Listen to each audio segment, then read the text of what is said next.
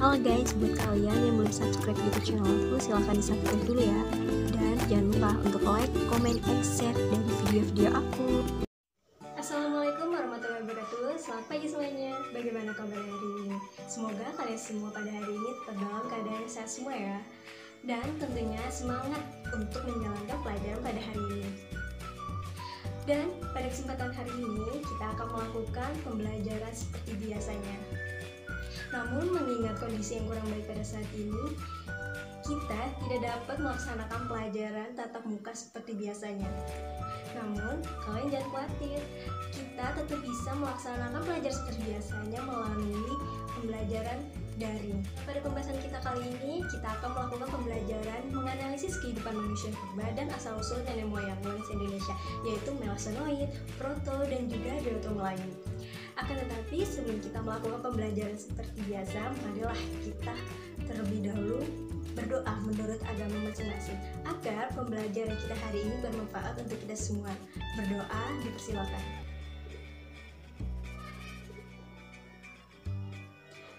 Berdoa selesai. Perihal absensinya sendiri, kalian dapat mengisi kolom komentar di bawah ini ya, dengan format nama dan NPM kalian. Nah, untuk absensinya ini sendiri hanya berlaku 1 kali 24 jam setelah video ini saya upload. Setelah lebih dari 1 kali 24 jam, bagi yang tidak melakukan absensi, saya anggap tidak mengikuti pembelajaran pada hari ini.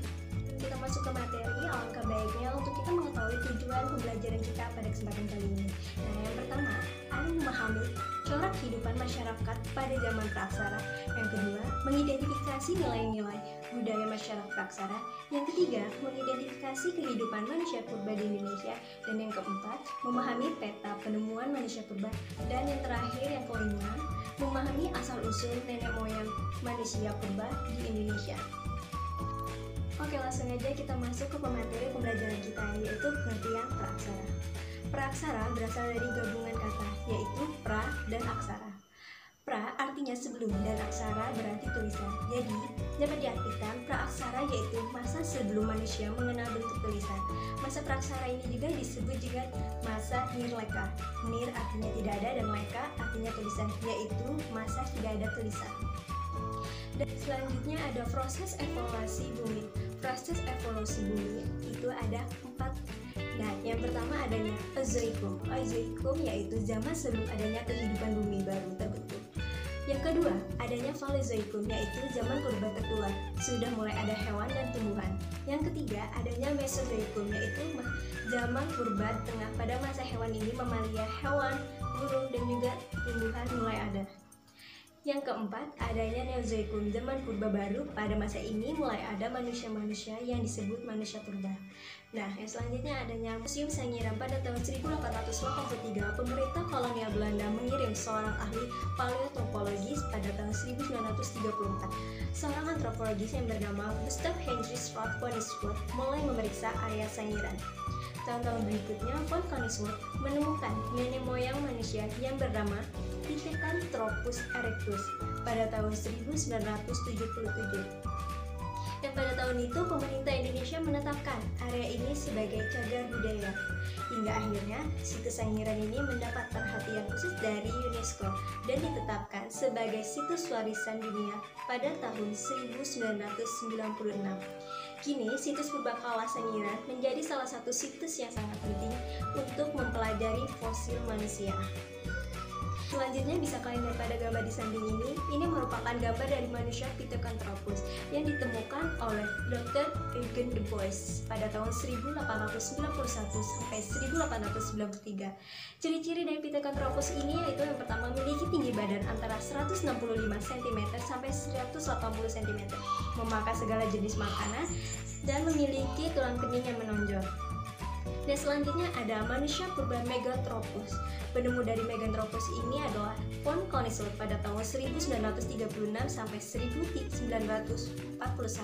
Ciri-cirinya yaitu tulang rahang yang kuat, diberikan badan tegak, tidak mempunyai dagu, makanan utamanya adalah tumbuh-tumbuhan, mempunyai tulang pipi yang kuat, dan juga tulang kening yang menonjol. Manusia purba ini berukuran besar, sehingga diberi nama Meganthropus paleojapanicus, yang artinya manusia besar dari Jawa. Dan selanjutnya ada manusia purba Homo wajakensis, yaitu dengan ciri-ciri mempunyai wajah yang datar dan lebih lebar pada bagian mulutnya, dan rahangnya lebih menonjol dan hidungnya lebih lebar, mempunyai dahi yang bentuknya miring, terdapat kerutan di keningnya yang terlihat jelas, diduga dimiliki semua usia, mempunyai tulang pipi yang bentuknya menonjol ke samping, berjalan tegak dan dapat berdiri tegak, memiliki tinggi sekitar 130 cm sampai 230 cm. Letak hidung dan mulut berjarak sedikit jauh, bisa kalian lihat pada gambar di samping ini. Dan selanjutnya ada manusia purba Homo sapiens. Ini ciri-cirinya yaitu tinggi badan antara 130 sampai 210 cm, mukanya lebar dan mulutnya menonjol, berdiri dan berjalan. Jenis ini sudah banyak di kebudayaan yang lebih tinggi daripada manusia purba jenis lainnya. Homo sapiens berkembang di Indonesia, merupakan kelanjutan dari Homo wajakensis. Bisa kalian lihat sendiri pada bentuknya di samping. Oke, selanjutnya ada manusia purba Homo saliensis. Manusia purba ini memiliki ciri khusus, yaitu yang pertama mempunyai volume otak yang besar, yang kedua tinggi badan sekitar 130 sampai 210 cm, yang ketiga memiliki wajah yang tidak menonjol seperti manusia kera, dan yang keempat berjalan dengan piedestal, dan kelima mempunyai badan yang lebih tegak. Bisa kalian lihat sendiri pada gambar di samping ini. Oke, yang terakhir ini ada manusia purba Homo florensis. Karakteristik jenis manusia purba ini adalah tinggi badan sekitar 1 meter dan cenderung kerdil, berat badan kira-kira sekitar 25 kg, mempunyai bentuk dahi yang sempit dan tidak menonjol, dan tulang rahangnya terlihat lebih menonjol, memiliki volume otak yang kecil dan bentuk kepala yang kecil. Bisa kalian sendiri pada peta penemuan manusia purba yang bisa kalian lihat sendiri di samping ini. Ini dimana saja penemuan dan letak-letak penemuan dari manusia purba tersebut. Dan terakhir ini adanya asal usul nenek moyang bahasa Indonesia. Yang pertama adanya Proto Melayu. Orang-orang Proto Melayu ini datang dari Cina bagian selatan, yang kemudian melakukan migrasi ke Indochina, Asia sampai Kepulauan Indonesia, dan menempati pantai-pantai di Sumatera Utara, Kalimantan Barat, dan juga Sulawesi Barat yang membawa peradaban batu.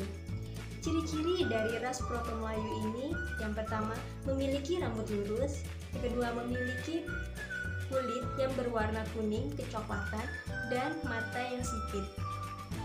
Dan yang kedua ini adanya Deutero Melayu. Deutero Melayu ini merupakan ras yang datang dari Indochina bagian utara yang membawa kebudayaan berupa perkakas dan senjata besi. Ini juga disebut dengan orang-orang Dongson. Dan ciri-ciri dari ras Deutero Melayu ini yaitu yang pertama memiliki kulit sawo matang, yang kedua tubuh tidak terlalu tinggi dan rambut lurus. Ketiga ini adalah Melasonoid. Ras ini yang tersebar di Lautan Pasifik yang terletak di sebelah timur Papua dan benua Australia. Dan ras Melasonoid ini yang memiliki ciri-ciri yaitu berbadan kekar dan juga berkulit kehitaman, rambut keriting, bibir yang terlihat agak tebal, dan hidung yang mancung. Dan pada kesempatan kali ini dapat saya simpulkan bahwasannya manusia purba lahir pada zaman Neozoikum, dan manusia purba yang dapat dikatakan lebih baik dibandingkan manusia purba lainnya yaitu Homo sapiens. Dan juga asal usul nenek moyang itu di Indonesia adanya 3, Proto, Deutero, dan juga Melasonoid. Dan pada kesempatan hari ini saya anggap cukup dan saya akhiri. Wassalamualaikum warahmatullahi wabarakatuh. Thank you for watching, guys.